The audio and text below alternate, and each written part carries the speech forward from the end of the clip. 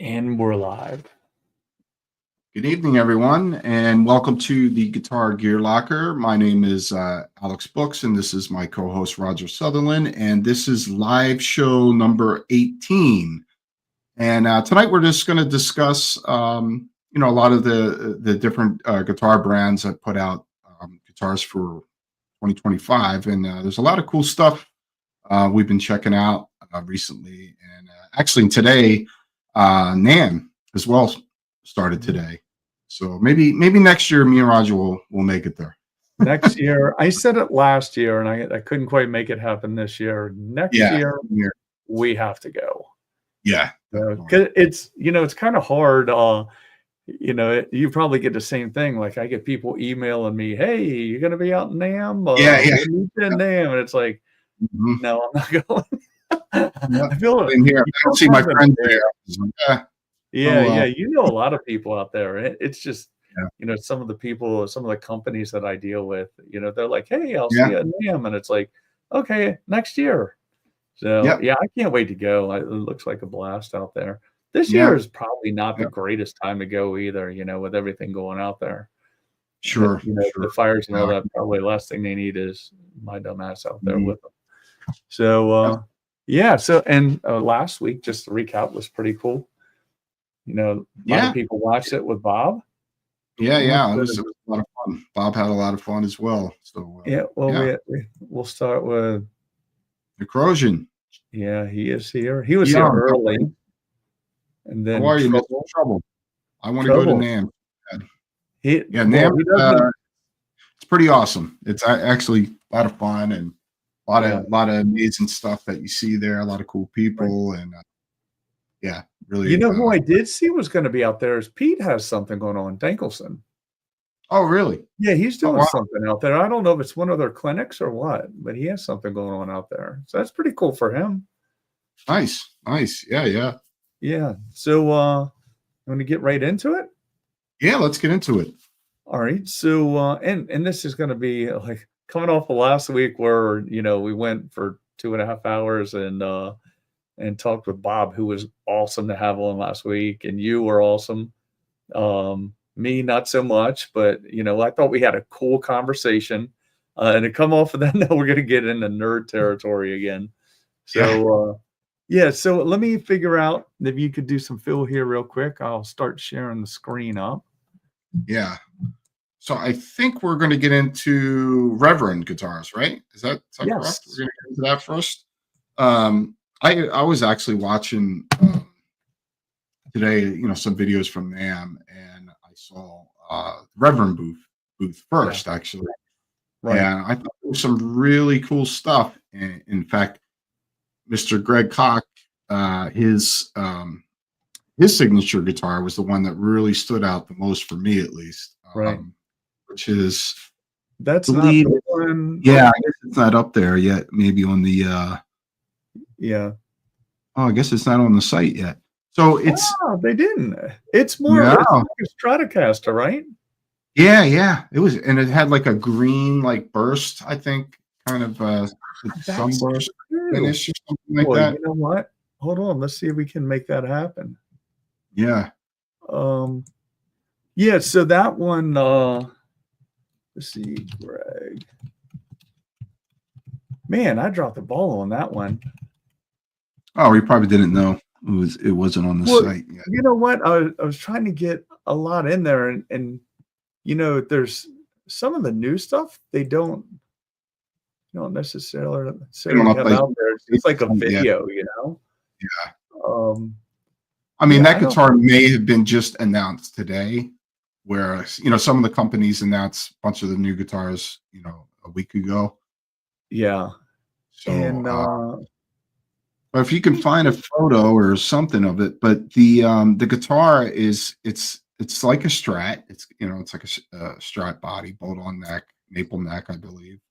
And it has 3 single coils, which are Fishman's, and they are his new Fishman's signature set. And I think the other pickups, what they were like, he's got a signature Fishman PAF and he's got the telly set, and now he has yeah, you watch me scroll back and forth. Yeah, so the one I saw in it, if I did it today, we would just be looking at a video, which anybody could do. But you mentioned it, the colors were really cool on those. Yeah. And kind of what he's known for is originally, and we've talked about this before, the Greg Koch Fishman set. You can buy them separately from the guitar. This is the signature guitar of his. So he has a really good Telecaster set that sounds like the two voicings on it sound like two completely different guitars. But then he has P90s. But in this new one, it's more of a Stratocaster style. The unique colors, I think there were two, if not three, right? There were kind of unique colors. So it's actually, that guitar is on Sweetwater right now. Is it really? Hold on. Yeah. So I can just forward it to you. But yeah, it's weird. It's not on the site. That's strange. And Sweetwater's got it up. Yeah, and it's funny because there's another one I want to talk about that is on the site. Let's see, shopping. We'll go. Yeah. Good grief. Yeah, this is so weird. I just sent it in. Yeah, should have it now. But oh, it's the it's called the Greg Signature Gristle ST Electric Cell Body Guitar Avocado Burst. Yep, I got it. All right, hold on. Let me close this guy down and open that up. Wow, that wasn't even. I told you that this is hard looking at two different screens here. All right, and oh, here we go. This is it. Yep, there it is. Yeah, so we have a Godo Wilkerson bridge on it, and like 3 Fishman singles. Really nice. Yeah, it's a good looking guitar, man. They did a good job on that. Yeah. So, and I think the funny thing about it is, when we first talked about Reverend earlier, because we were all geared up, and we will talk about ESP and Ibanez, of course, but we were all geared up to talk about those.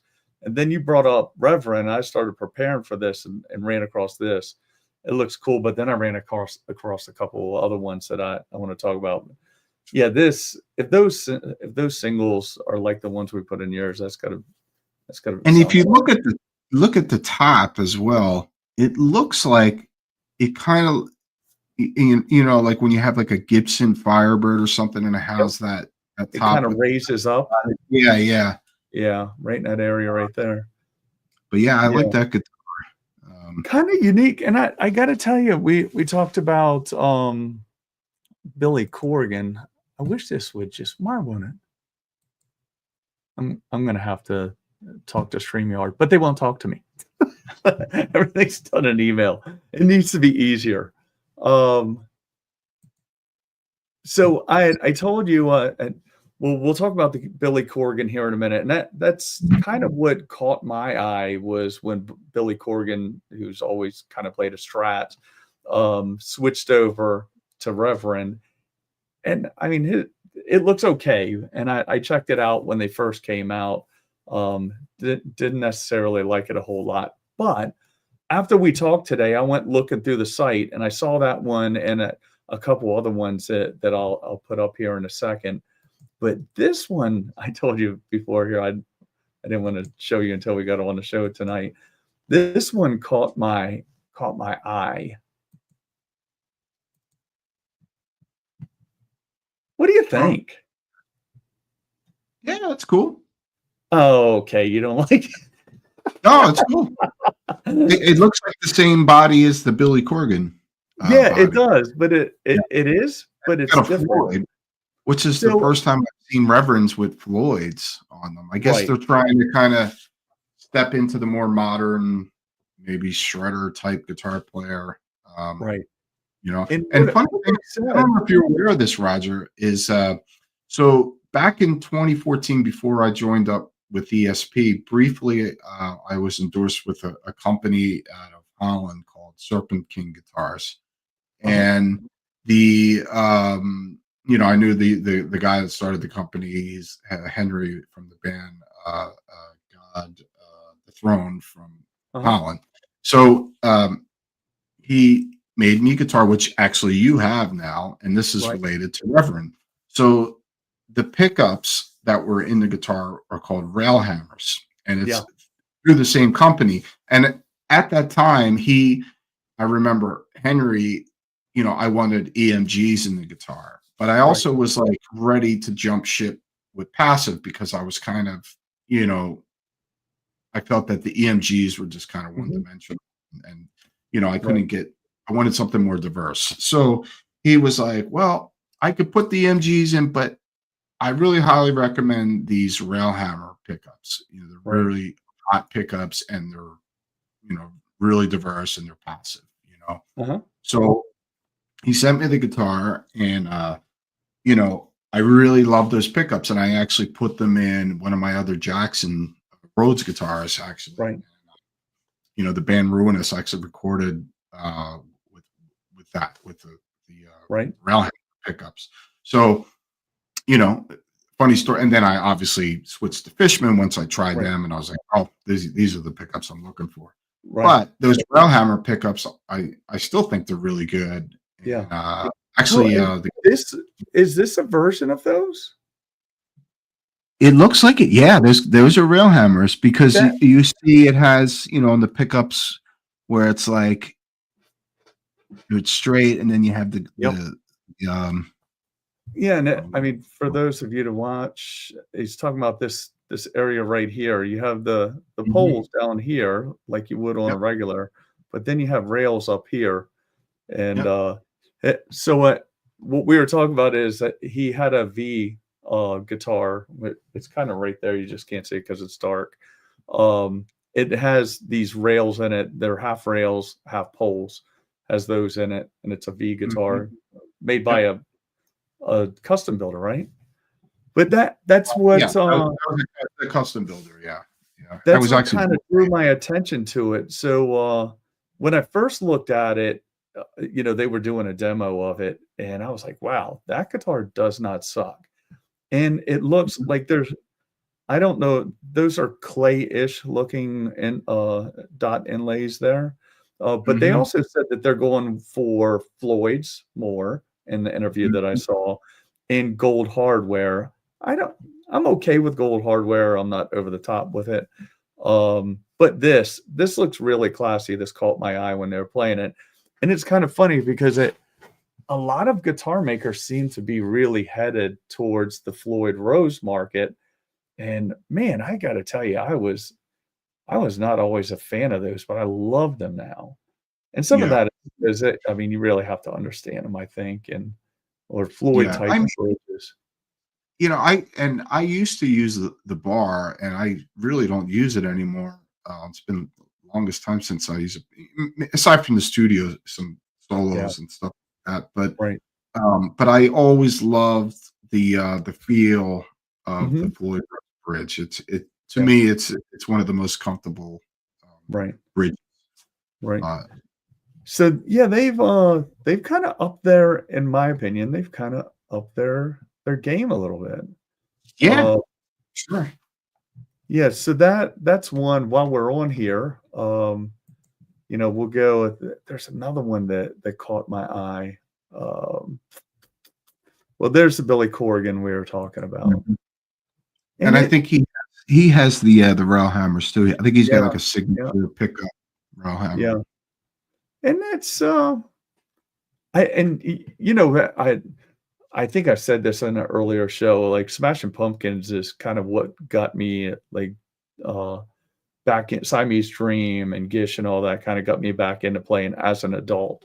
So big Smashing Pumpkins fan and Billy Corgan fan. Maybe not of his Reverend guitar so much. But I mean, it's looking better. It seems like they're kind of getting there. I mean, the guitar probably sounds and plays great. Oh yeah, yeah. Now they have a new one out. I don't know if you saw that today. There's a new Billy Corgan, and I think it has a different scale length on the guitar, and it's 24 frets as well. Oh yeah, it is. And you know I what? mean, I don't think they have that in here. That is, so I wrote it down. It's mhm. crazy. So it is called the Billy Corgan, and I'll look it up here in a second. It's called the Billy Corgan Drop Z, and it's tuned to D standard, and it's 26.2 scale length.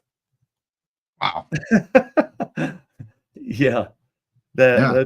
that's a let me see if I can find it. The Billy Is it the Z1? Is that what you said? The Z1 Drop Z?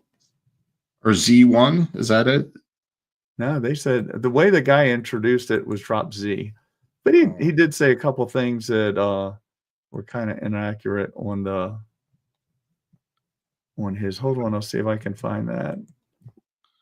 This guitar looks like it's 22 frets or 21. Sure. And some of this is, I mean, here we go, Drop Z. Oh, you're right. Drop Z. I see it. Yeah. It's right on. It's on Sweetwater. Yeah. Oh, yeah. Sweetwater's got it happening tonight. Sweetwater's got everything, huh? Yeah, yeah. Right. So let me unshare this. And a lot of this, I know this is kind of cumbersome if you're watching, but I mean, keep in mind they're out here, pitching these things to their new customers. So they kind of just got unveiled. So this is kind of new information. Yeah, so on Sweetwater site, this is it. This is the Drop Z. Now, are these covers, huh? Are they USA made too? I don't know, but I wouldn't have. Well, we can find out, right? Shouldn't it? They're a US company, I'm pretty sure, and especially when you look at the price point of their guitars, and they're a USA company. That's really good. I'm gonna go out on a limb, and for that price point, I'm gonna say no, but I could be absolutely wrong. Right. Yeah, I don't know how I'd have to see 1149 strings. I'd have to see that I don't know. I don't know how I feel about that. Let's see. There's let's see if we can. Oh, geez.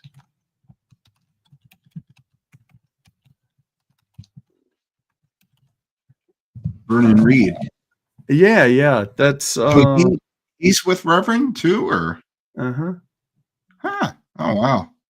Let's see if it's on Sweetwater. Yeah. Wait a minute. Here we go. There you go. I guess that's a take on his old ESP, because that's what he started with, And it's odd that unless I just totally missed it earlier, I told you I have a headache, so that's my little disclaimer. But $300, right?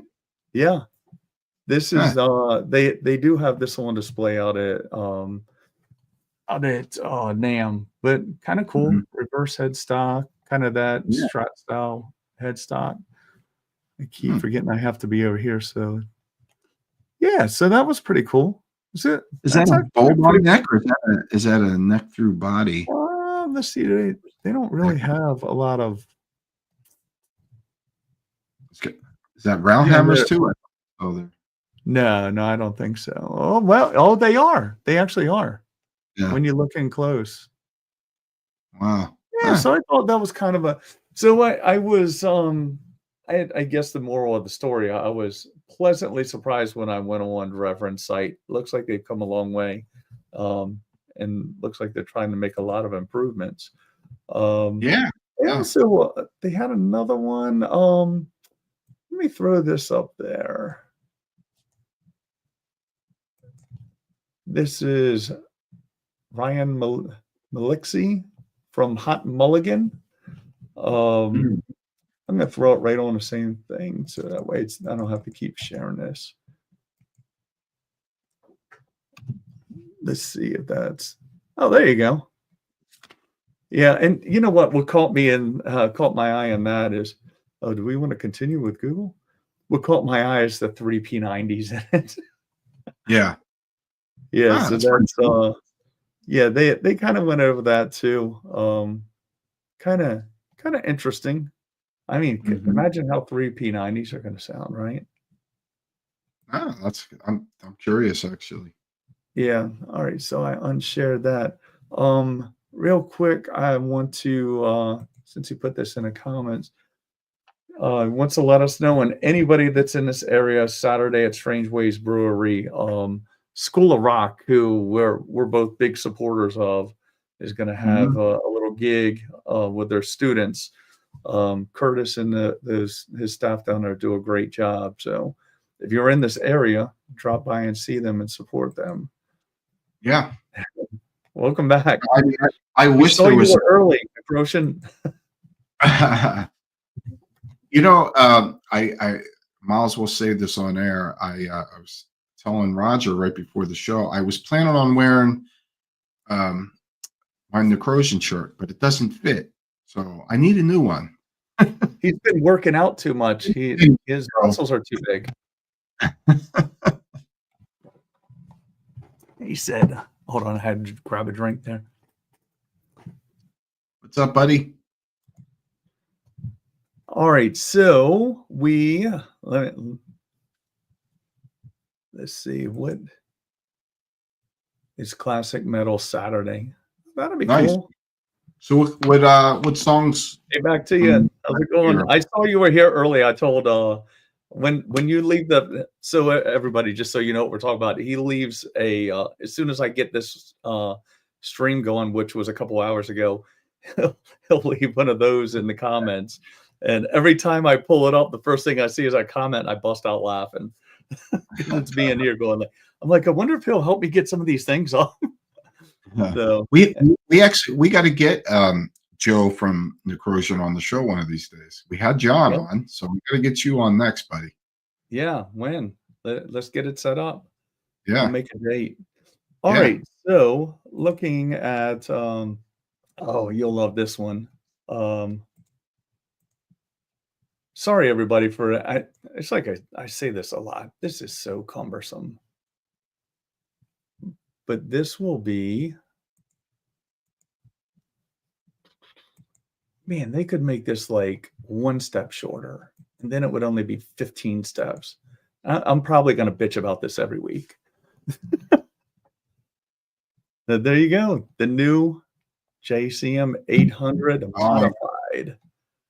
This is an amp, another amp that I've seen. You know, the other one was the reissue of that Boogie amp, and now this one has me pretty curious. I don't know what the price point is on this, but it was at the top. It was $32.99.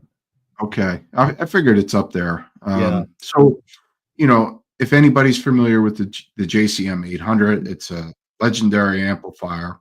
It's not, you know, the type of amplifier, you know, you would associate with, you know, extreme metal or something like that.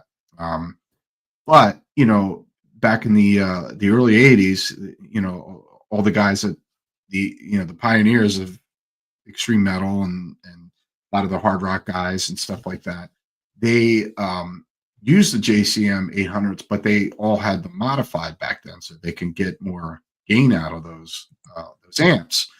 And you know, and this was a surprise today when I saw this earlier, that they're reissuing the amp that is modified, and it really has me curious. I saw some of the demos, and you know, it sounded good, but hard to really it sounded good. And it kind of went into, you know, the three switches down here. You kind of like one controls the mids, one is one's distortion, right? Overdrive. Yeah, it's like a higher gain, I guess. Yeah, it's like a 1 and 2, I think. Yeah, like 2. Yeah, like 1 and 1, 2, and in the middle was off, is what he said. Yeah, it looks like, and it sounds to me like, you know, this is kind of the mod that a lot of people were doing back in the day. So which I think is super cool that they're kind of like, it's cool and nostalgic, and I'm kind of sappy for that stuff, that they're kind of going back to what people were doing back in the day and bringing it to us today. So and made in the UK as well. Yeah, exactly. So there is that one, and then let's see, will it? God, you would think that it would just jump right over there. Stand by, and then so they announced, and I'm just gonna talk about the other one. But there were three that they're really kind of highlighting at the NAMM show. And the next is the, oh, do I not have it up there? I don't. Hold on. Let's see if we can get there from here. Let's see. What do we got here? I think this is still. This is, oh, that's the 800 still. This is the 800, but I'm looking for the it was the 1959. Stand by. It's a 900. Is that? He got it to 1959, and I don't have it up here. So it's, oh, there it is. I had it. It's right here. Okay.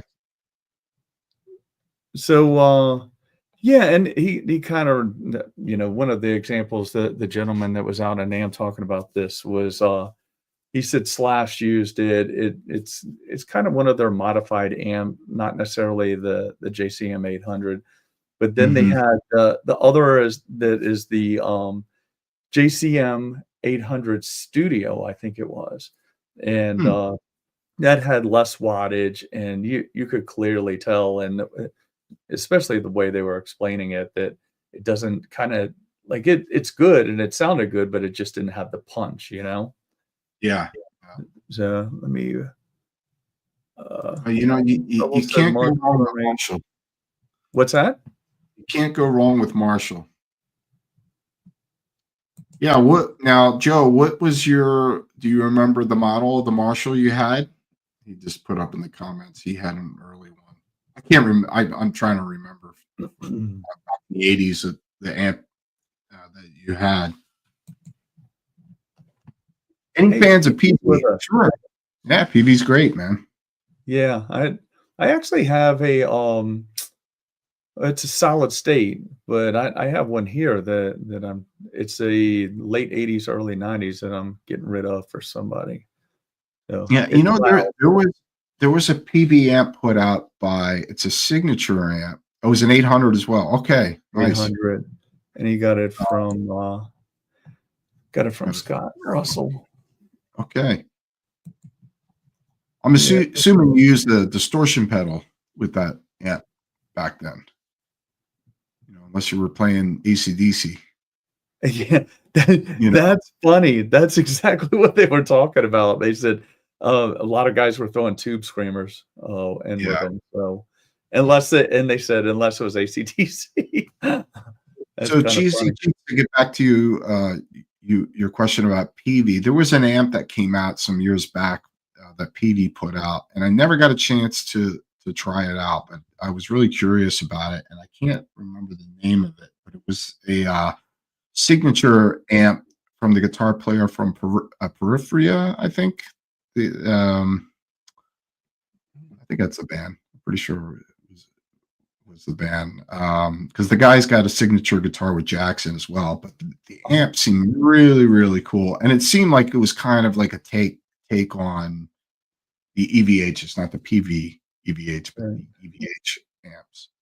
But it seemed like a really cool amp, and I think there was probably some more effects in the amp, but it was a tube amplifier. It wasn't a digital amp. But I never got. I'll throw the question back at Cheech.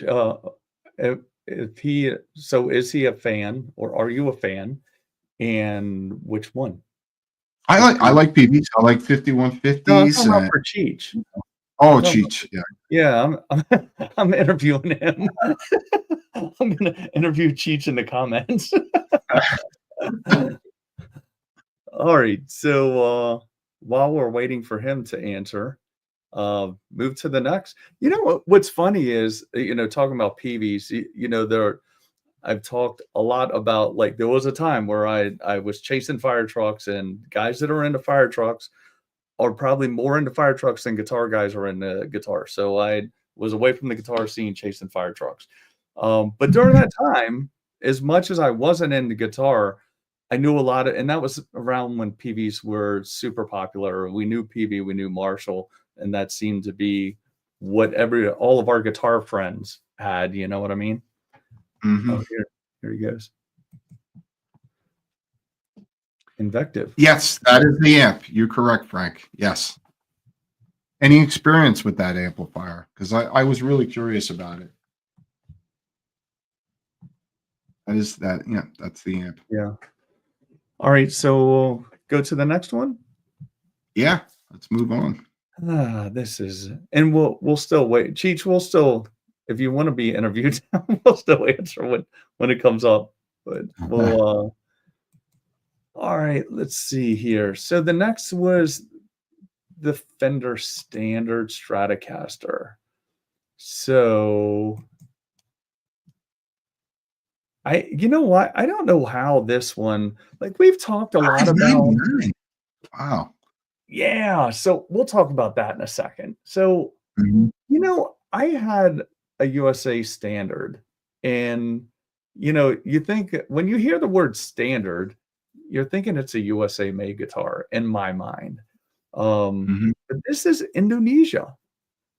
And this is kind of, I don't know that this is kind of in the Squire area, right? Maybe even lower end Mexican, because the Mexican strats now are, you know, even those are Yeah, I up think around the 1,000 Mexicans or are 15. yeah, they're a little bit up there, I think, in the price compared to Yeah, so this. is this gonna take the place of the Squire, or, you know, a higher end Squire kind of thing? Yeah. But so where I was gonna go with that, we've talked about the Lux, and what was the other one we were talking about? The Strat Deluxe a couple weeks ago? I Or think Ultra. Ultra, Was it? yeah. That's a USA guitar. The Yeah, Ultra. definitely. And I don't know if I talked about it last week, but I had one of those come into the shop right after we talked about it. Not the Lux. Mhm. Man, they are really good guitars. It Mhm. was brand new, really good guitar. We may have talked about it.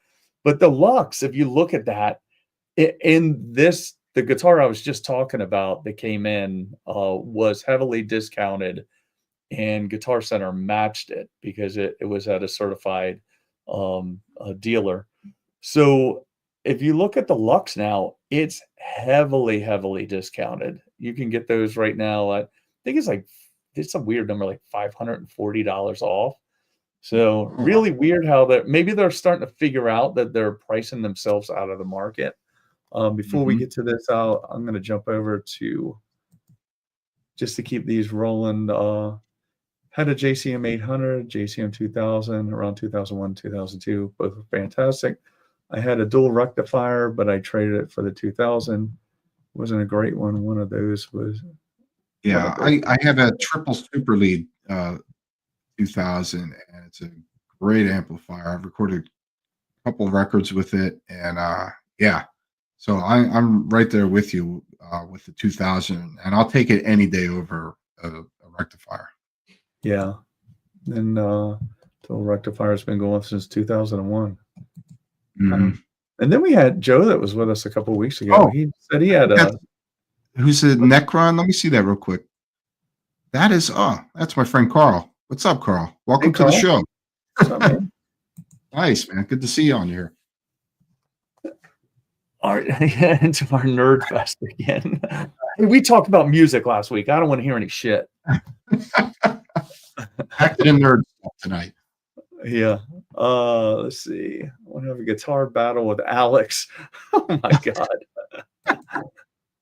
You're too Last much, time man. last time I had a guitar battle with somebody, he was a drummer that I didn't realize played guitar, and he kicked my ass. Let me tell you. Right. You know, And that is the drummer of Sanguisuga Bob.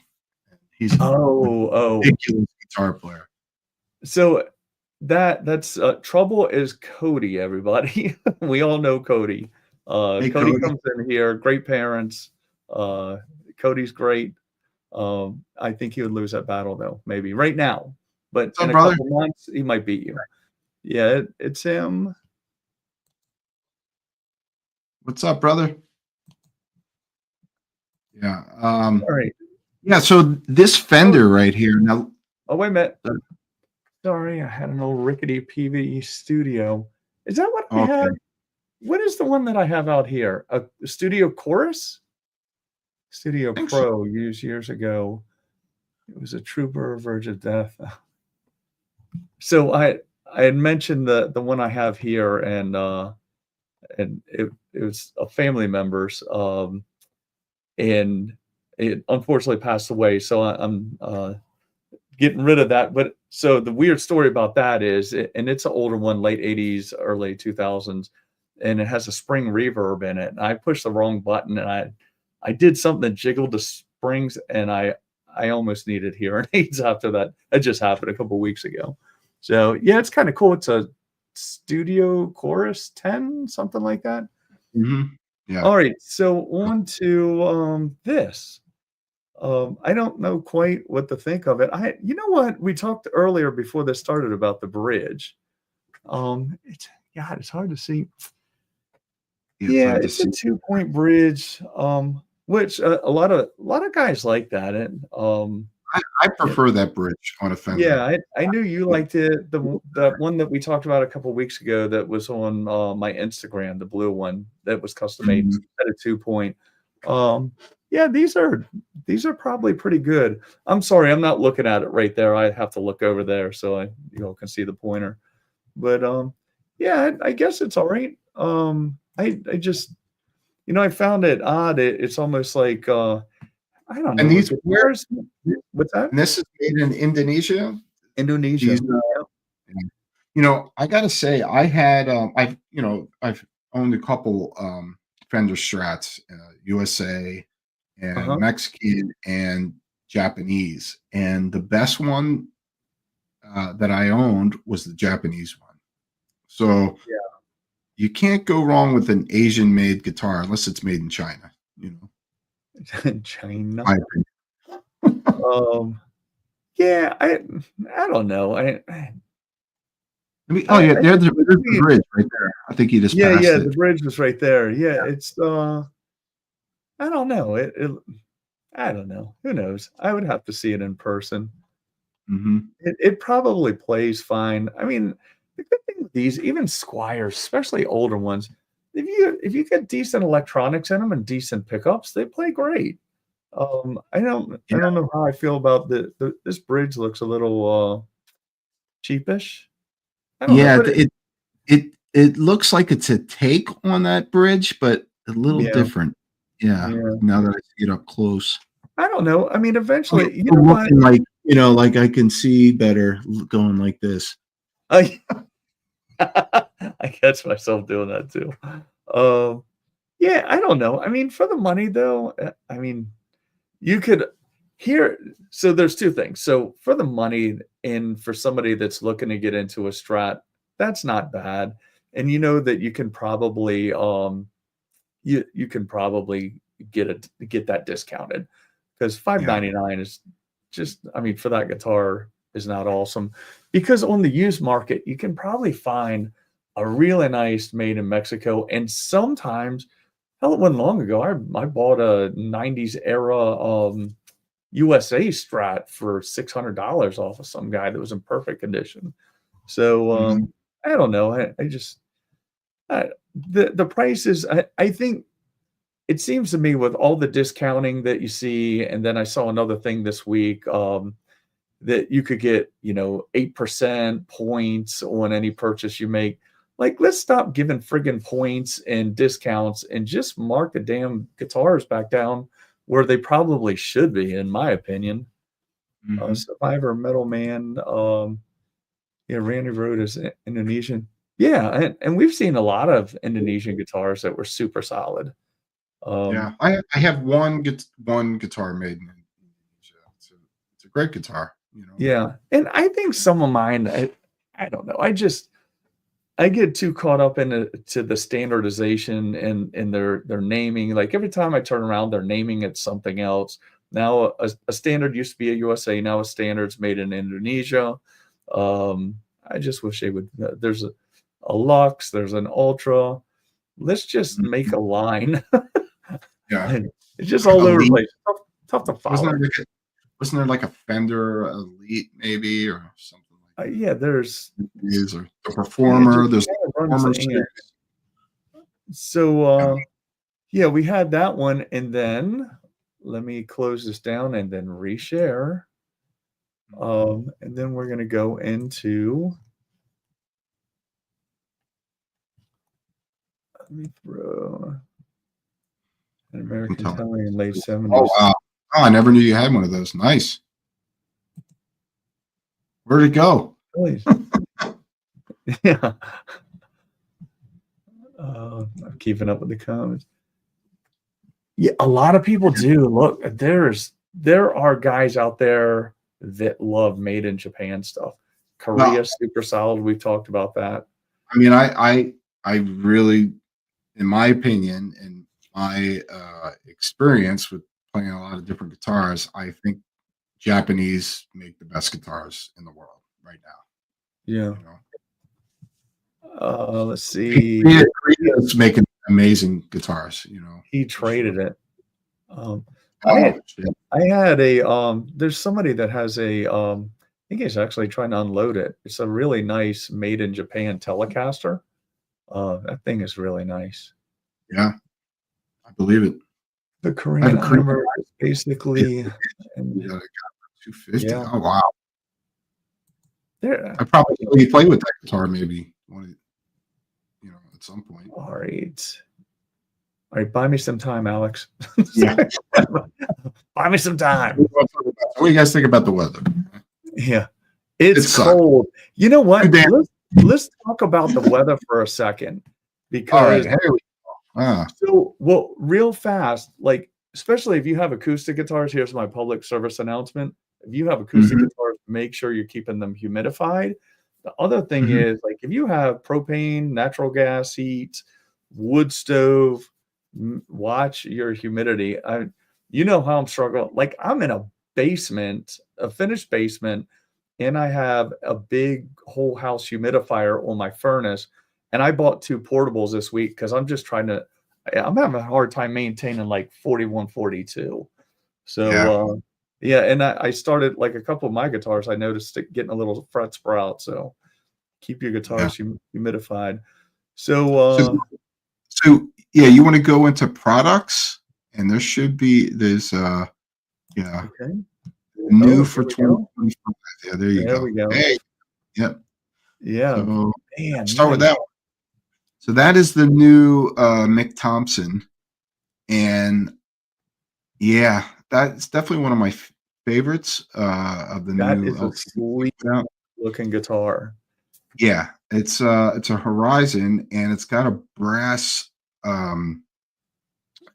bridge on there, hip shop bridge. Yeah, and I think it's 24 frets, and obviously it has his signature pickups. And the voicing, I believe, is not through the push-pull, but it may be through the switch, I believe. I could be wrong. But yeah, I'm really curious about that guitar. Yeah. I'm trying to keep up with the comments when they happen, also, so we don't lose context. I believe it's made in Korea, LTD, and for that price point of $1,600 with the case. Yeah, that's a pretty damn good deal right there. Now I haven't played the guitar yet, but yeah, I'm curious. So here's my curiosity with this guitar. So, I mean, I sell Fishman Mick Thompson pickups, and there's 2 of them. One of them has odd voicing. We talked about that single coil, but this has 1 pickup in it. Yeah.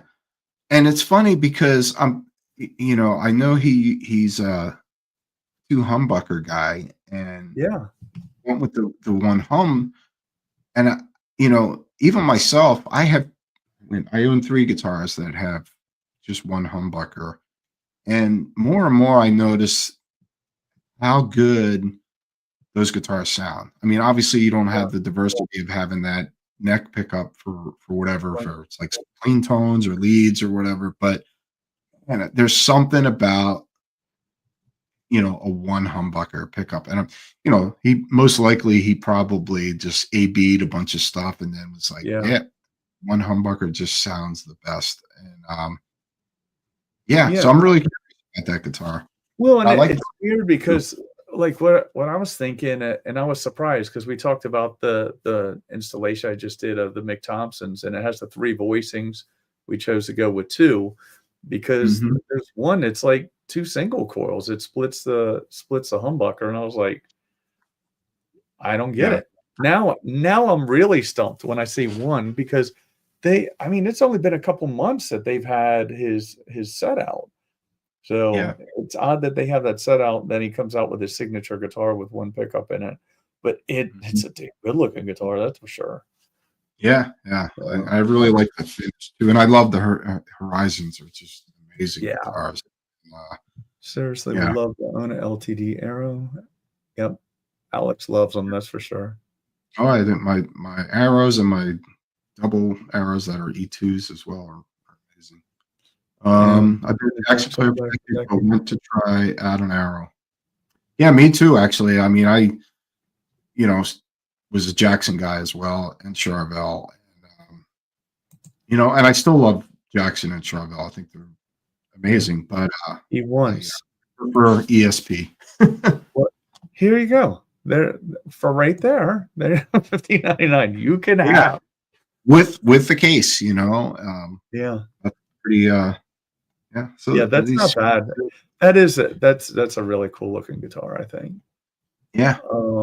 All right, and then what else do we have here? We have. You can narrate this. This is the guitar player. What do they call it? What's the industrial band from Germany? Jesus Christ. Richard ZK. Ramstein. So it's like, I guess it's a Phoenix body, which is a take on the Firebird kind of. And I'm sure it's a great guitar. $2,000 for an LTD. Wow. It looks like it's got like an unfinished neck on the back. Yeah. Looks like it's, I mean, I could be wrong. Wow. Guitar. It looks like a really quality instrument. Yeah. I think his other guitars were with a Floyd. So I think this is the first, fixed bridge guitar.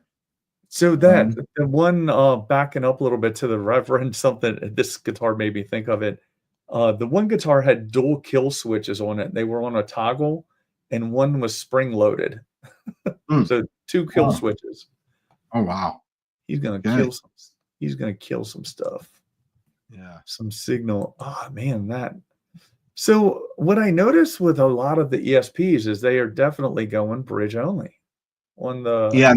This I think this guitar is the guy. What the hell is the name of the band? Stolas or something? I think he's a British guy. I've seen. He's like a. How do you say that? I don't know.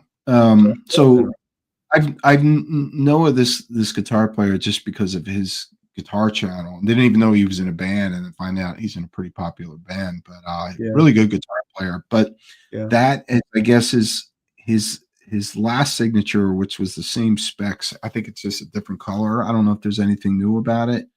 But I know that's like a roasted maple neck on there. Yeah. I guess that's a Fishman. It looks like a. Yeah. Looks like $15.99. Jeez. Yeah. Oh well. Well, you know what? I think some of it you have to. So it's really like $13.99 because nowadays they're charging like $200 for the case, depending on what kind of case it's coming with. Now that is the new. Well, I don't know if he's ever had. That's Andy LaRocca, King Diamond. That's his signature that just came out, and it's funny because I just saw them a few months back, and he was playing that guitar, and I saw it was an LTD, and I know he's been playing the Horizons, the E2 versions, and I saw that, and I was like, yeah, they must be making a signature. That must be like a signature that hasn't been released yet. And I was right. And yeah, it's got some great specs. It is, and it's actually 24 3/4 scale.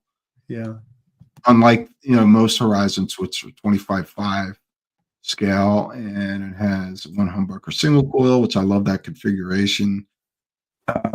Yeah, I'm sure that quilted maple top. Yeah, I'm sure that guitar plays super nice. yeah. The Croatian said top quality. Yeah. And old headstock. Yeah, true. Yeah. Yep. Yeah. Yeah, that's a cool looking guitar. Yep. And then that's just basically, it's just a 50. Like a 50. It's crazy. 50 years of ESP this year. Wow. Yeah, I love an Eclipse. It's a great guitar, but I don't know. Look, I'm going to apologize in advance. If anybody catches my mind, that one. If you catch me circling something with a mouse, that is my nervous habit that drives my wife crazy. But if you catch me doing it, it's a thing. I tend to circle things with a mouse, mostly because I have no better sense. This is you have an Evertune? Oh, it's got Evertune. That's a 7, right? Yeah. Yeah. That body style looks like something Spencer from Full Hell would play. That looks like right up his alley. Yeah. Except for he wouldn't have a pick guard on it. Yeah. He actually messaged me a week ago. He's like, have you been checking out ESP? So I was like, yep. Of course. Yeah. Sammy Hagar guitar.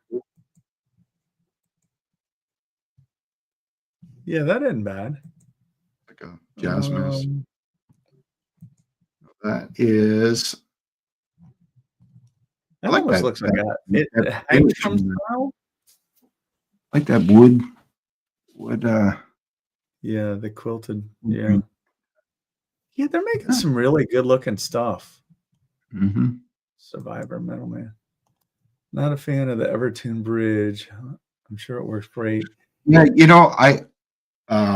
my favorite guitar that I own has an Evertune on it, and when I first got it, it was actually a birthday gift from my wife, and I was pretty depressed about it because I couldn't wrap my head around it. But now I love the damn thing, so definitely comes in handy, and it's actually a really comfortable bridge, playing wise too. Yeah. It's kind of like actually, I think it's like anything else is kind of an acquired taste. Like once you use it and you get used to it, they're actually well designed, I think. Yeah, you just have to figure out how it works. I mean, if you're going on the road on tour, make sure you have a guitar tech that knows how to set up that thing. Yeah.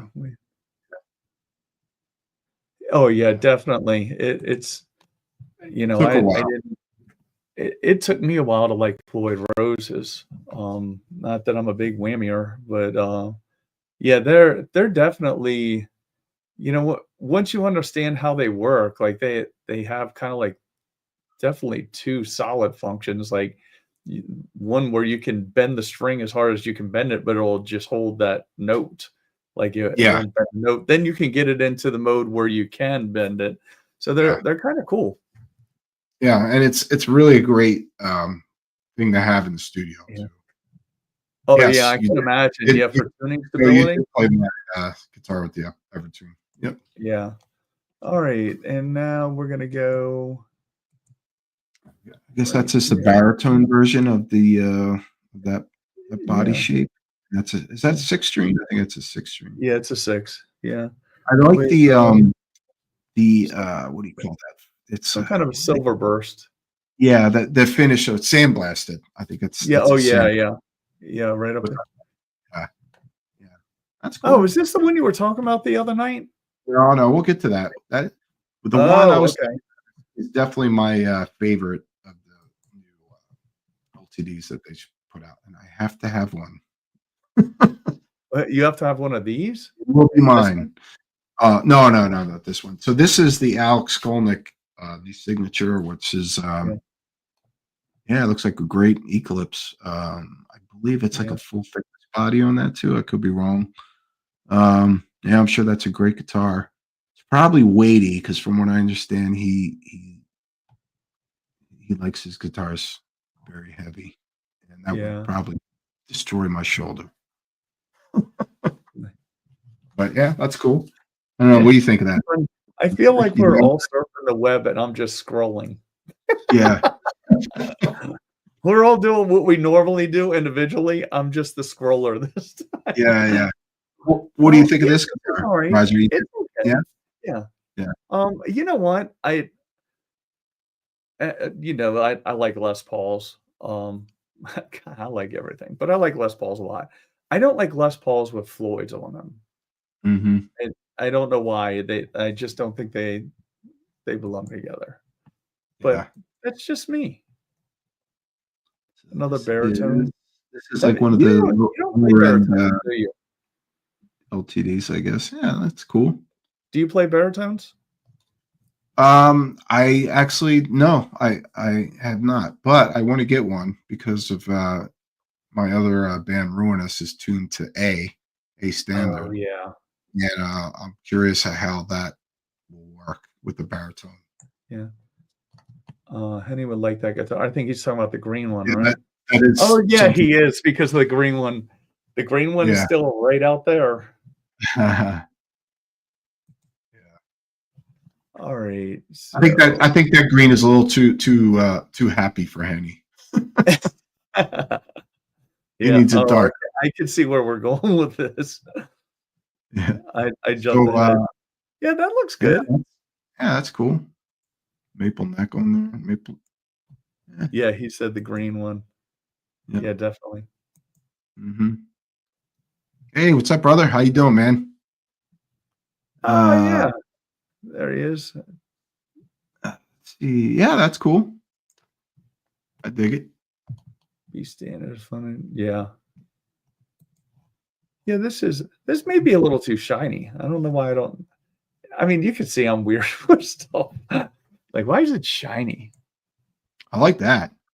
I thought that when I looked ahead and I saw that, I was like, okay, that's the one he wants. No. Not that one? It's probably no. It's nothing you'd probably think I'd like. Huh. You know, most people would assume. Yeah, it's definitely a beauty. Yeah, that is really nice. That's sharp. I think Bob would like that guitar. That's up his alley. Yeah. Like that. Well, and so you're kind of seeing the trend that I noticed when I was looking through these earlier. Like I said before, there's the Les Paul inlays, if you notice too. It's got the block. Yeah, the block inlays. Like custom, inlays. Yeah. Where the bridge, it seems like we're just going with one pickup now. It seems to be where LTD is kind of going. Oh, we're gonna keep going here. Jeez. Yeah. This one. That is nope. That's not it either. But that is the. I didn't think that was. Yeah. No, that is the Will Adler from Lamb of God. That's his, and Will, I love your pickups. They're fucking awesome. Love them. That's two of us. They are great pickups. Yeah, fantastic. The Will Adler Fishman. Pickups. Fantastic pickup. Yeah, I think moderns are my favorite. Will Adlers are the second for sure. Mm-hmm. They're good, super versatile. I think. Oh yeah, totally. Yeah. So. Oh, it's not yellow. Yeah, that's not. Oh, and that has way too many strings for you. Too many strings. Too much yellow. We don't have enough fingers for that guitar. Yeah, I don't know. All you need is 6 strings. That's a single double neck.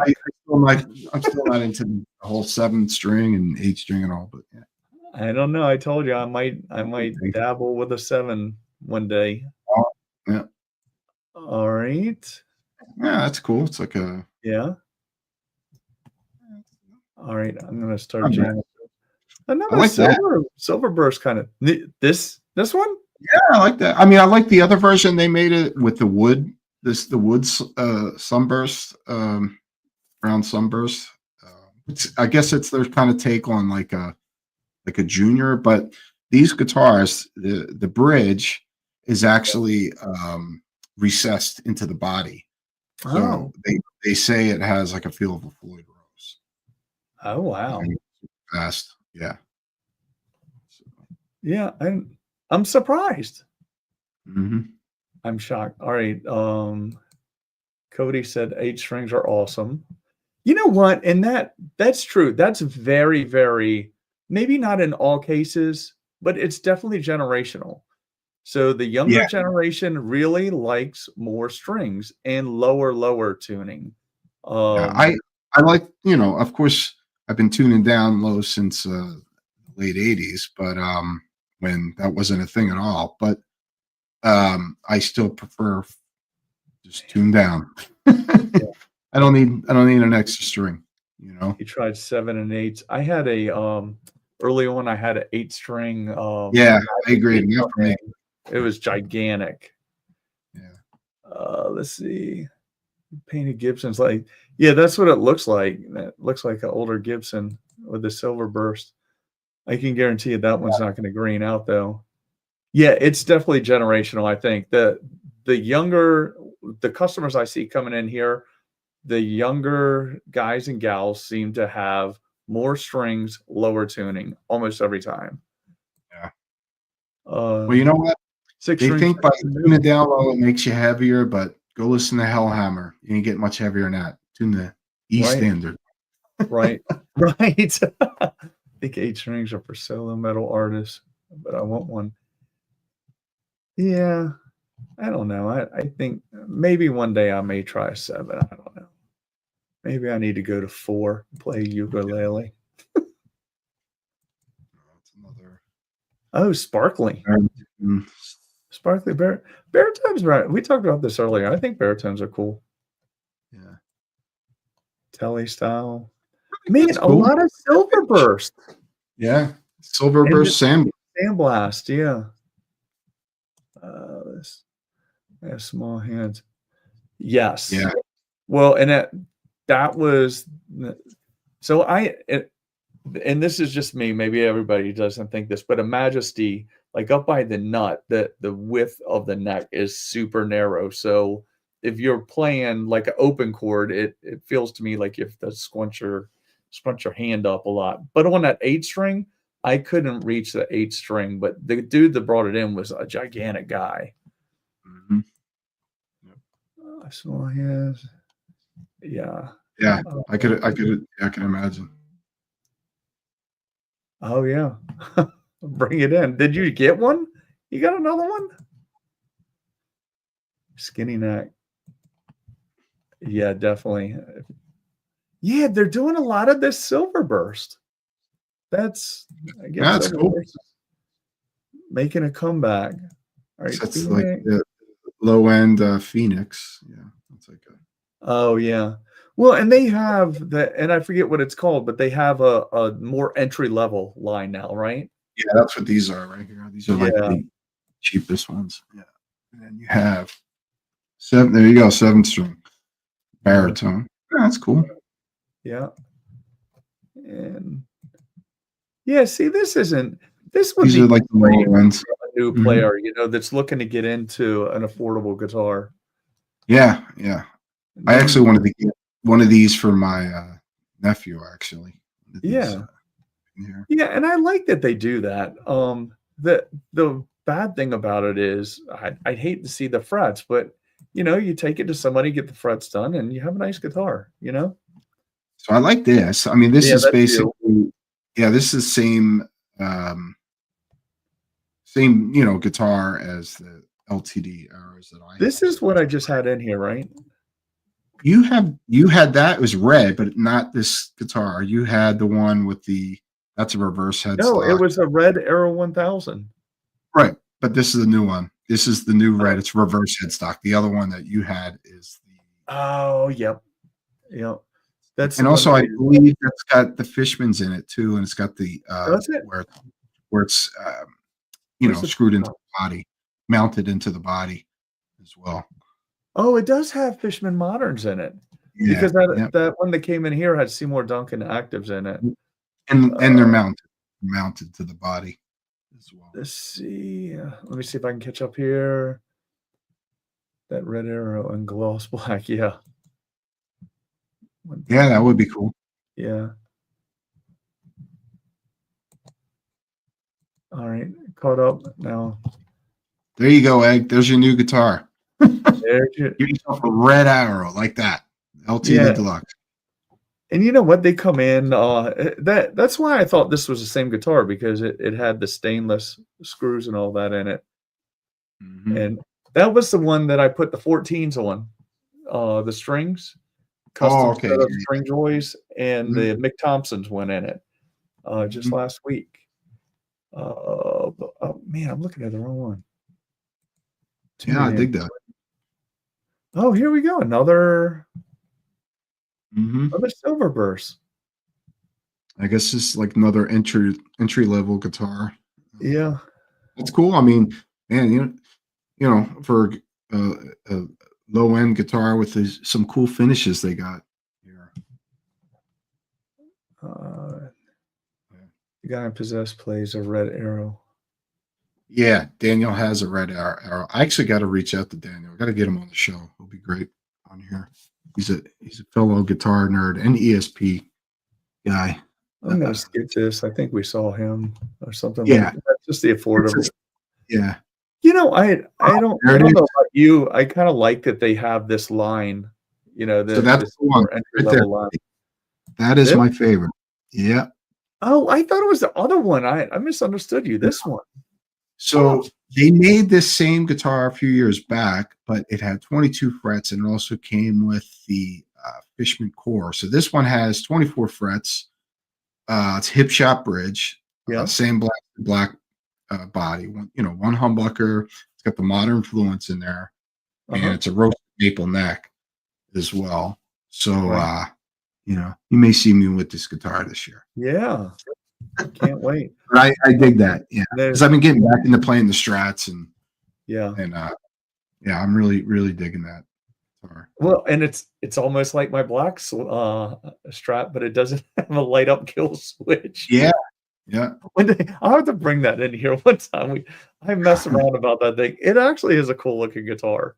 It's just odd. It's like me. That's a good looking guitar. Yeah, but I dig it. I dig that finish too. The sandblasted black, really cool. Yeah, and then there's another one that's cool too. Burst everywhere. What is up? Yeah. I can tell you what, nothing beats older, like even in the 80s silver burst. I've seen a couple of them recently online where they start to get that little green to it. These are never going to get that. It's another, I guess, entry level. Yeah, it's an entry level, yeah. And that's something, you could probably take this. It's a good foundation. If you are a new player, get this, be a good solid guitar for you. And then when you start playing harder, pop that sucker out, put a Fishman in there. It's funny. It's like we've talked about this, numerous times on the podcast, but I couldn't imagine getting a guitar like that when I was a kid starting out playing. I mean, the cheaper guitars that you got were just junk, and the frets are all fucked up, and it was just like they were just horrible. And nowadays you have these lower end guitars that are really well made, and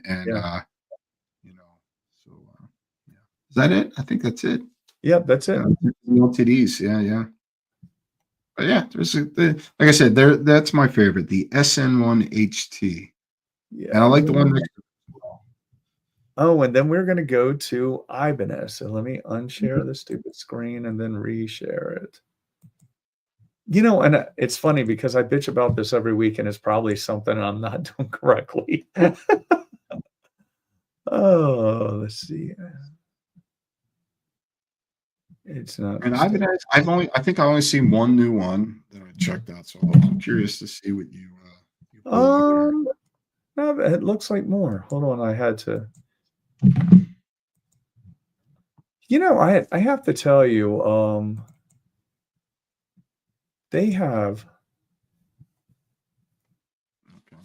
These are, some of their guitars are really nice. Wow, that like flipped right to the side there, didn't it? mhm. Interesting, huh? A lot of gold That's a hardware this year. yeah. Let's Hmm. see. Oh, wait a minute. Did I miss gas mask? Digs a sandblast and Yeah, finish. the sandblasted. Yeah. They look fantastic. Yeah. And then got my Pro Line Strat. This all right, so It's that kind of one like it looks like it's like the body of those first two. It's like a telly kind of strat morph. Telly-ish. Yeah. Man, I don't like their sight, man. It like zooms in right away. Whew. We'll just look at it from that angle. Yeah, I mean, it looks like it wants to be a Telecaster. Okay. Joe I want to hit Satriani. it okay down here. Maybe that. Nice. Yeah. Oh, So that one has a Bustaniac in it, right? I think so. An Yeah. edge? Yeah.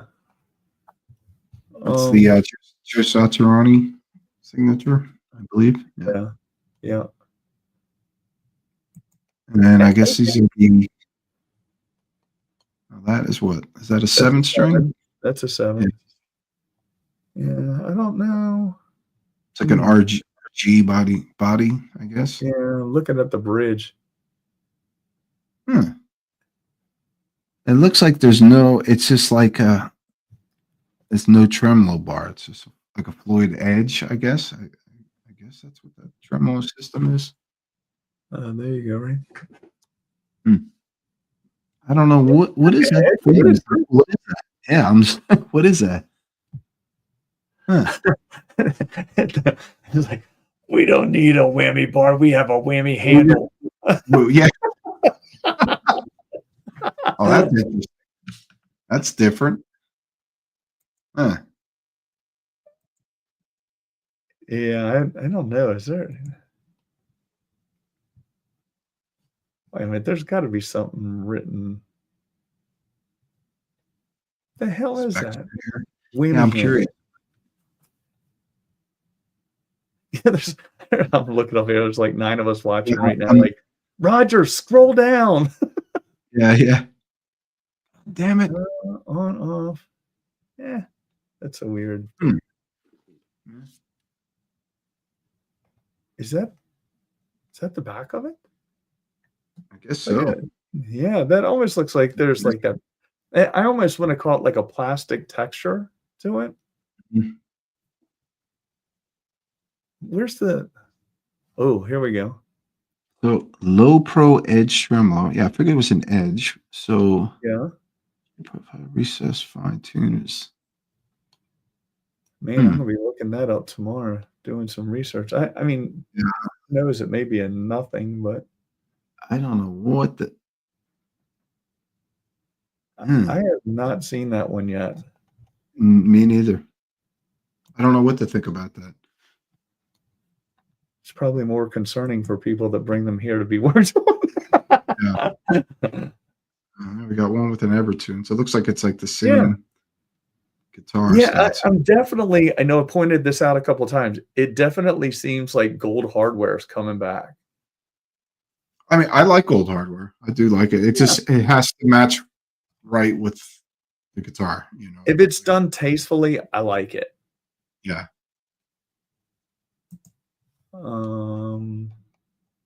Signature models. We'll start. Oh, this is you. No.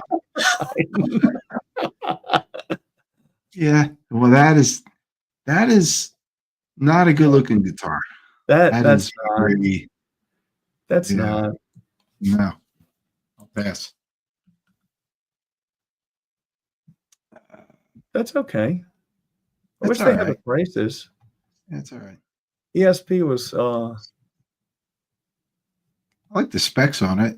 I like that bridge, and you know, it's a non-locking I'm going to catch up real quick. First electric was an 85 Explorer. First Kayla trim system to Mars UP. Oh, nice. Oh, you had a good first guitar, let me tell you. Yeah. Yeah. He definitely didn't start with, my dad knew a guy at work that had a guitar for sale. Oh, yeah. I bet you would give a kidney to have it back. Everybody needs that. Yeah. Satin neck. Yeah, that's what I thought. It looked like the body was the same, like kind of coating that they put on it. Cyphos is awesome. Yeah, that's a tape. Their modern version of the X series guitar. Yeah. Headless guitars are ugly as fuck. I agree. Sometimes Kiesel can do it. I think Kiesel does it the best. That one was pretty rough. Kind of Strandberg, yeah, kind of. I'm not a big fan of Strandbergs. I know they're well-made guitars, but I don't know, something about the shape. But sometimes I always say it has to make it past your eyes first. So Joe just texted me his Ibanez, and I remember this. That's a really good guitar. Yeah, that is nice. I'm just looking at his photos. Well, y'all feel free to talk amongst yourselves. Yeah, he said, "Hey, Alex, he sent you a text." I just saw it. Yeah. I know. Yeah, very nice, bro. Yes, I did play that. PRS is pretty good. Yeah. Yeah, I don't know. These Ibanez's. Okay, well, there you go. There's an Iceman. Now, I'm huge. There's an Iceman right there. Gilbert? Yeah. That I like. Yeah, I'm a big Iceman fan. Oh, yeah. Oh, I dig that. Now, the only thing about it is if you notice Paul Gilbert's signature Icemans are backwards. What do you mean? It's kind of, well, they're reversed. So it should be the other way around. I guess he got into playing them reversed, So the top should be the bottom, Yeah. Yep. I follow you now. But I've never owned an Iceman, and one day I have to have one. So I mean, it could be today. Yeah. They deliver. Maybe if I could. God, what do you think of these? I know you're not. I mean, I'm going to be really honest. Every one of these Ibanez's that I'm looking at, I'm not blown away. We're going to get to better ones, but these are the Tim Henson's. They actually, I've never played one, but they look pretty good. Okay, we're getting better. You got some RG. Yeah. That's an Evertune, right? Is that an Evertune? Yeah. Yeah. Yep. That's not bad. Yeah. So we're getting better. This is better. Yeah. Yeah. That's those necks. Those. Oh, wait a minute. Is this like that S body? Never mind. I take it back. I take it back. Yeah, I'll pass on that. Oh, wait a minute. Oh yeah. No, I'd totally take it back. Crazy scale length. Yeah. I had an older one. That's definitely for the modern younger players. Yeah, that's a super flat neck and fretboard. And then they're just kind of too thin. All right, I'm gonna catch up. Ejection is from Flutter to Prevail plays a white body Iceman with Fishmans. Well, I got into Iceman because of Paul Stanley, and then Tom G. Warrior from Celtic Frost. Yeah, he had one of those guitars, and which he still plays. So that's how I got into a fan of. Yeah, I'm not a fan of the slanted frets either. I'm right there with you, man. And I have a Jackson with that's multi-scale, multi-fret. Do you still have that guitar? I remember you got that. It's for sale, and it's not bad. But it's different. It's Yeah. not that I don't like it. It's just different. Mhm. Let's see. I had that up there. All right. I'm gonna skip past this section. Just skip over that. Anyway, well, and you know what? The only way that you could make, well, they have a horrible shape to their headless, but then throw the pick guard on it. That's horrific. And I don't mind headless guitar shapes. Yeah, these are nice. These are better. These look Yeah. more like a Fender kind of. Yeah, and I'm just gonna scroll down past these. Yeah, and I've had, because I'm trying to. I like those RG. best so far. What's that? I like those guitars you just passed by the best. Oh, so far. the S's. Yeah, and Yeah. I was hoping that I was looking more for the Prestige. I've had a couple of these in. These are really good. Mhm. There's a black one that comes in here occasionally. RGs. The RGs, yeah. Yeah. Okay. That, man, I noticed actually I that's mean, pretty cool this too. kind of looks more like what Joe from the Corgan just sent me. Kind of little. His is still different, unique. I don't think the one he sent me. I don't believe they make them anymore. More close to like an RG. Yeah, the multi-fret 7-string. I know you all aren't gonna like that. More strings in multi-fret. That's not bad. Neither one of these are bad, right? Yeah, it's not a bad guitar except for the extra string. We don't need that. Oh yeah, that's right. I forgot. Sorry. I always like seeing some of the configurations that they do also. Mhm. It's just basically a cool tap.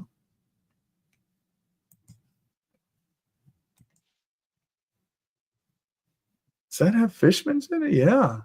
Oh, Okay. not bad. You know what that looks like? That looks like, if you notice like the curves on that, it reminds me of a Music Man. Yep. All right. Yeah. Uh-huh. Yeah.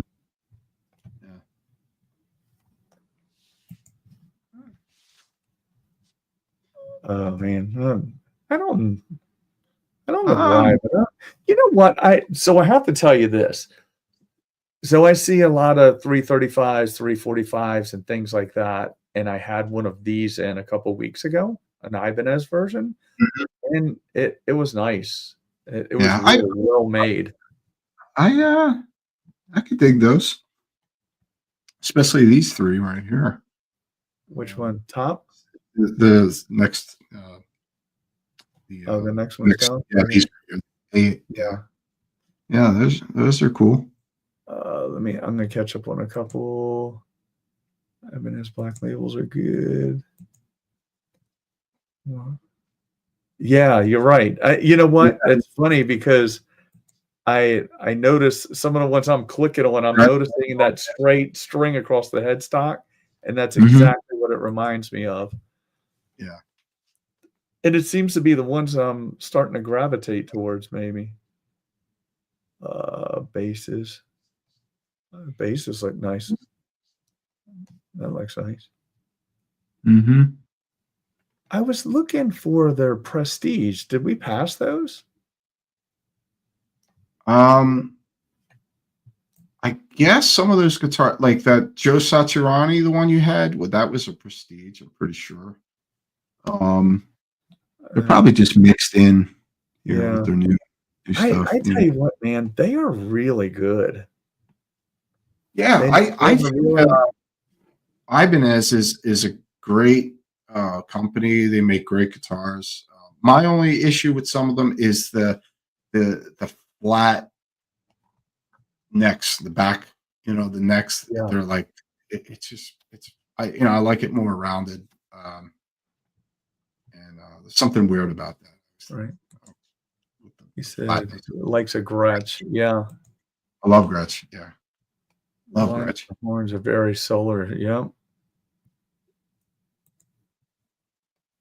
Yeah, and it's weird. I was thinking not long ago that you see kind of how guitars are evolving, and I was thinking of Ibanez and like who plays them now, and they've almost like, especially at RG, like with older guys love them, but you don't necessarily see younger guys come in with them. But some of the Mhm. prestiges and the AZs that come in are actually really good, like surprisingly good sometimes.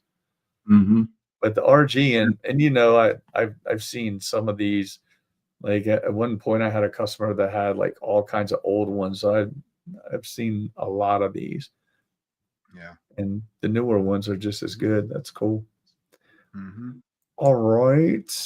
All right. And then Yeah. who do we have next? Um, let's see. We did that. Oh, PRS. So the talking points before I bring it up. So they have their, and we talked a little bit earlier that so their big claim to fame this year is their new pickups. So they have a new McCarty 3, and then their new DMO, which from every person I've heard said they sound a lot like their 8515s. But Mhm. DMO is dynamic musical open. So and excuse me, had to clear my throat.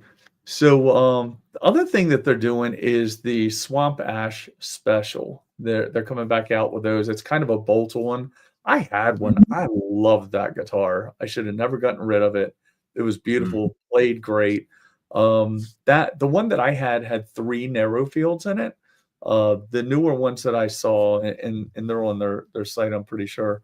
They have 2 humbuckers, 1 narrow field, which I don't know if you know much about narrow fields. They're really good pickups. They're like a Mhm. narrow Yeah. humbucker, just like it says. Uh, Mhm. but I don't think they have a lot of their stuff on here. But those are kind of their new. What I notice is a lot of let's see if they're showing them up here in the products. I'm afraid to click on those because then let me see if I can scroll down through here. So a lot of theirs, they have like metallic colors now. Um, Metallic, oh, here we go, right here. A lot of metallic colors and a lot of faded things like that. And then they're blingy ones like we will get to know. But so they're I think they've seen how well the CE has done, so they decided to come back out with the Swamp Ash, which, like I said, those used to be like really cool guitars. Um, let's see, where do we go next?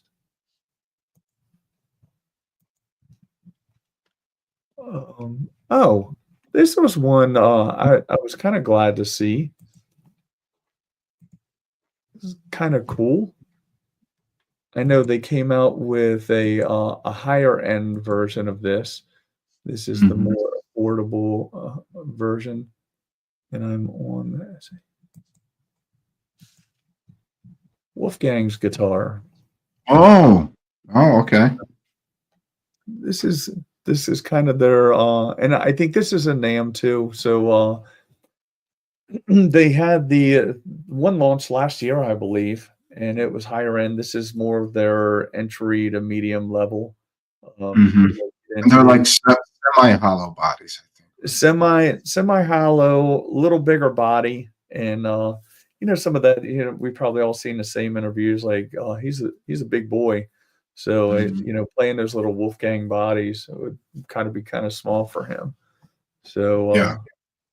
yeah, He was so playing I think he was playing like an ES-335, and I think that's how it came about where he yeah, decided to make, a completely different guitar what EVH is known for, which is yeah.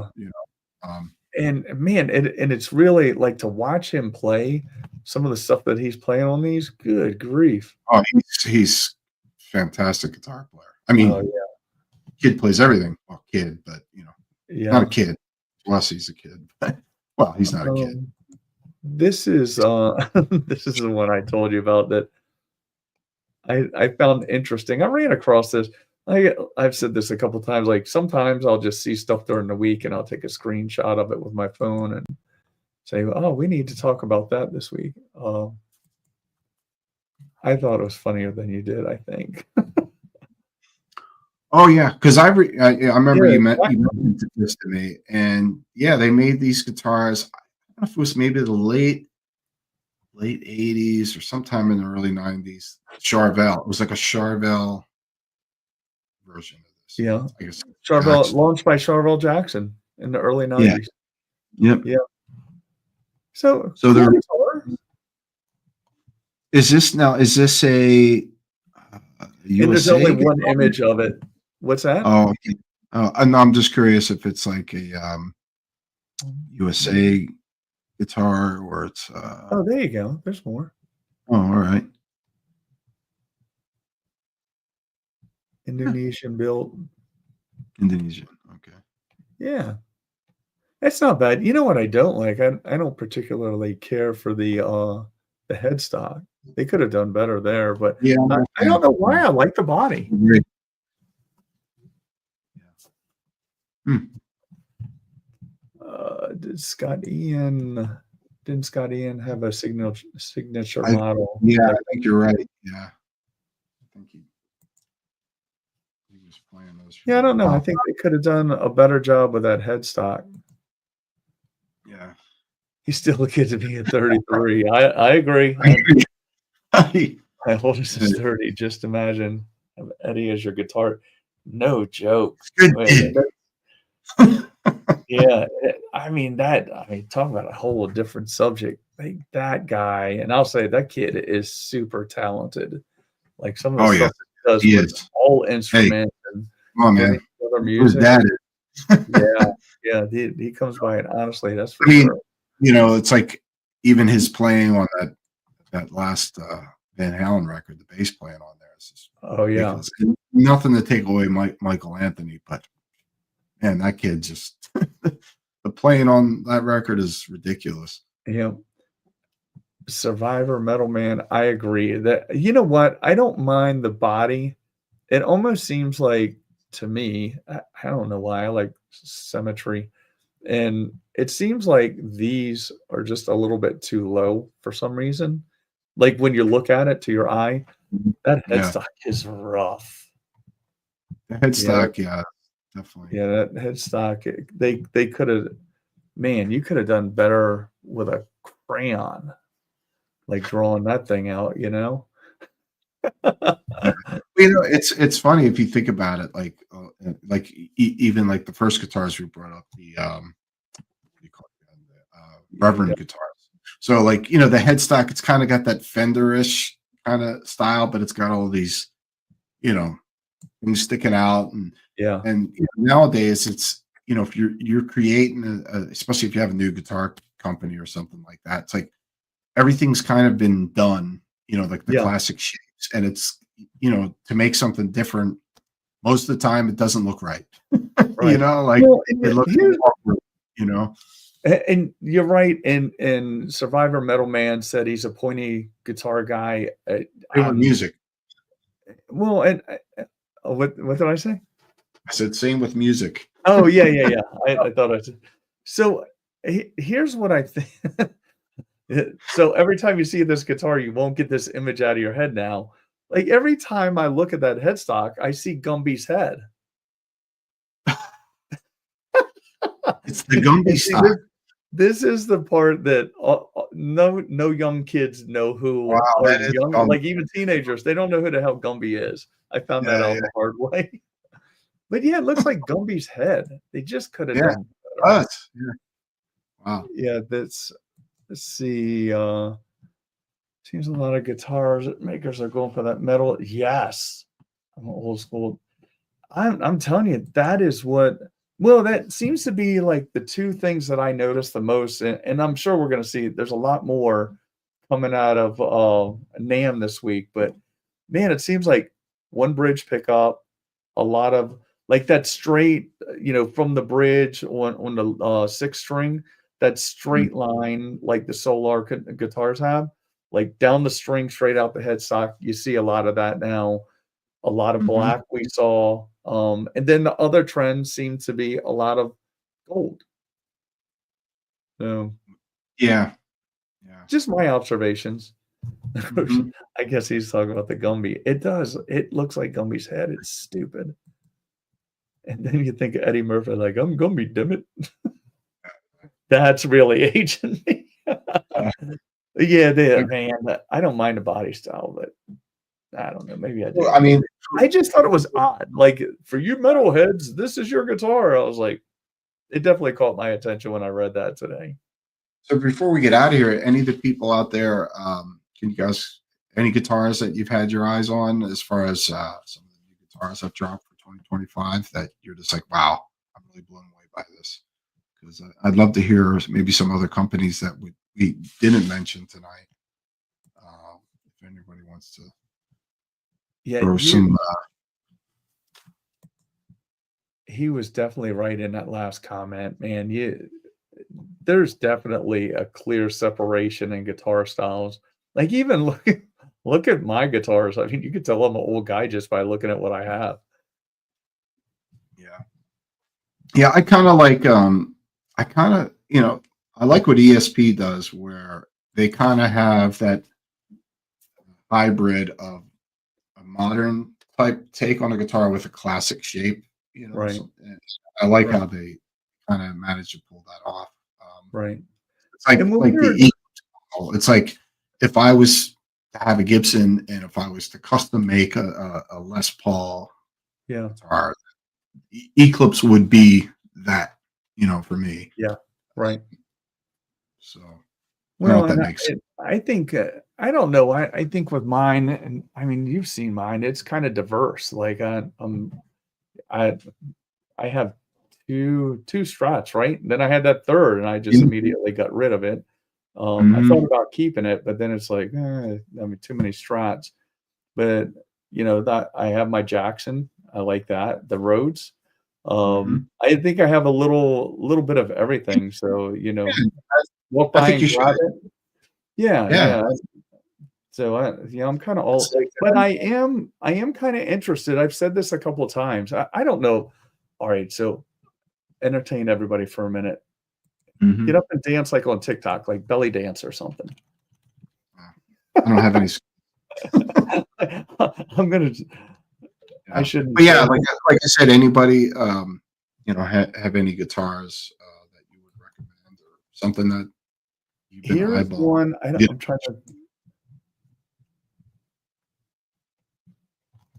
This is this a 7? Okay, this is 7-string and I'm kind of half tempted to maybe give it a whirl, but this is what I've been looking at, and there's a reason. I'll explain it in a second when I get there.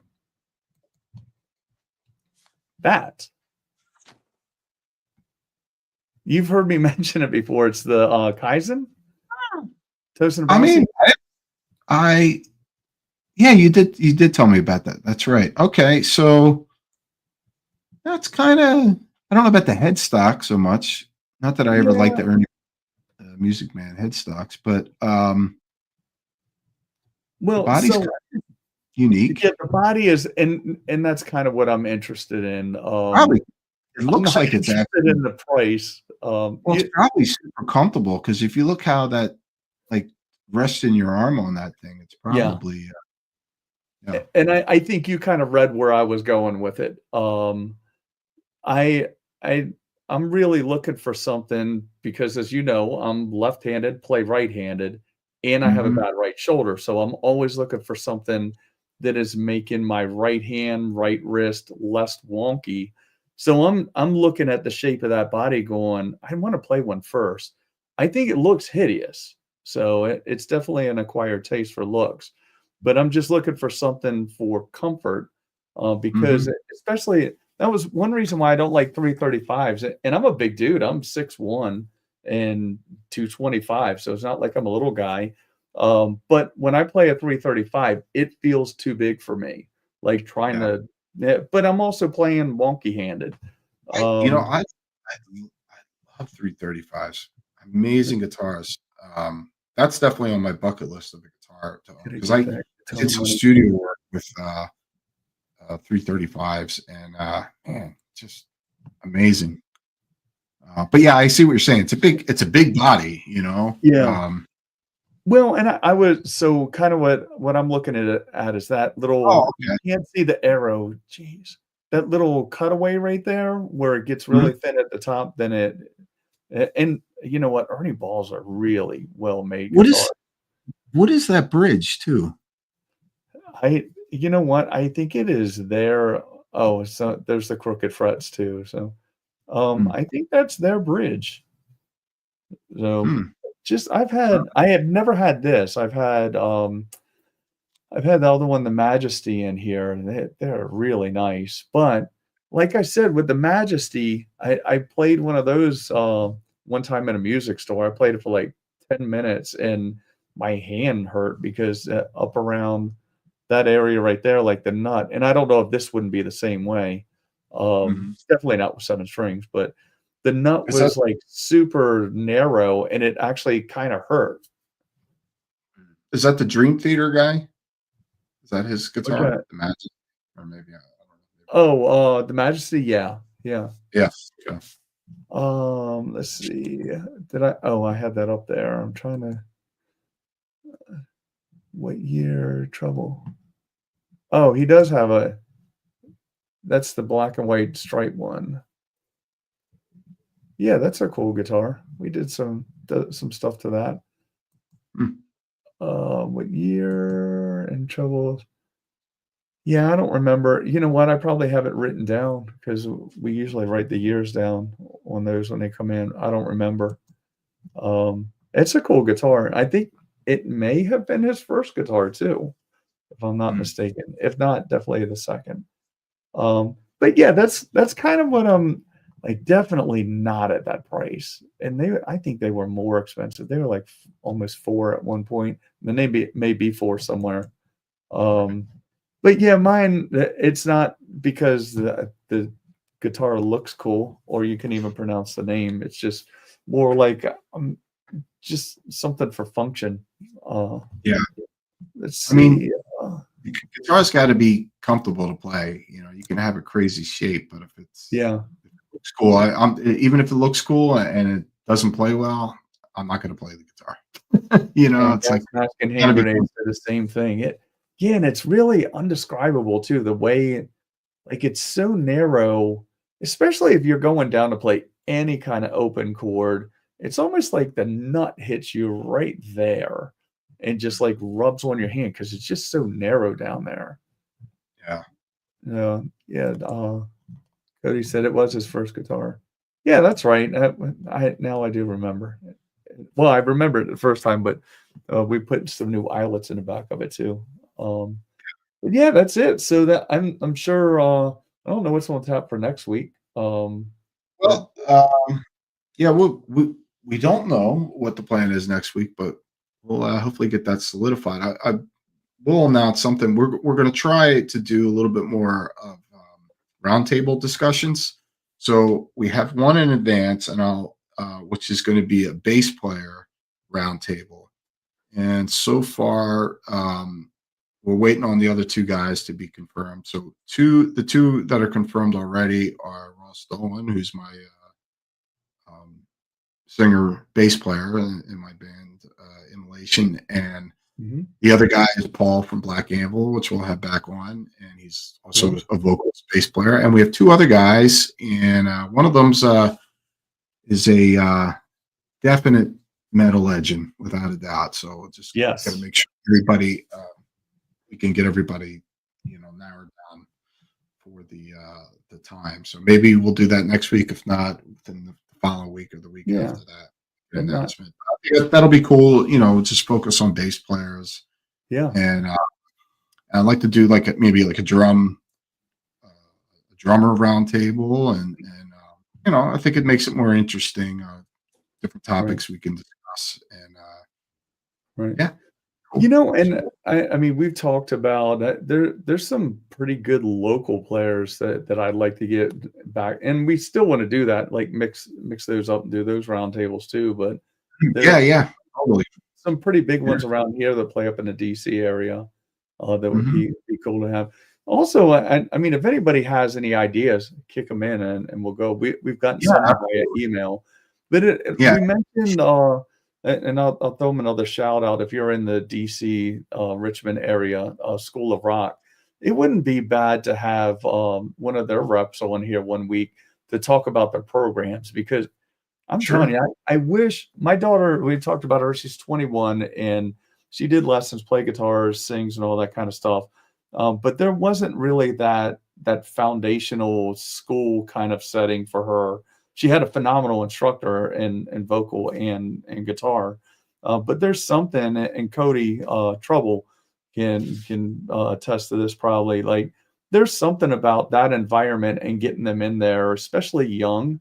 I had somebody in here recently that is part of their adult program. So they have adult programs where they're getting them together in band atmosphere. So maybe that wouldn't be a bad show to have them on Yeah, as a guest and talk about some of their programs and what they do.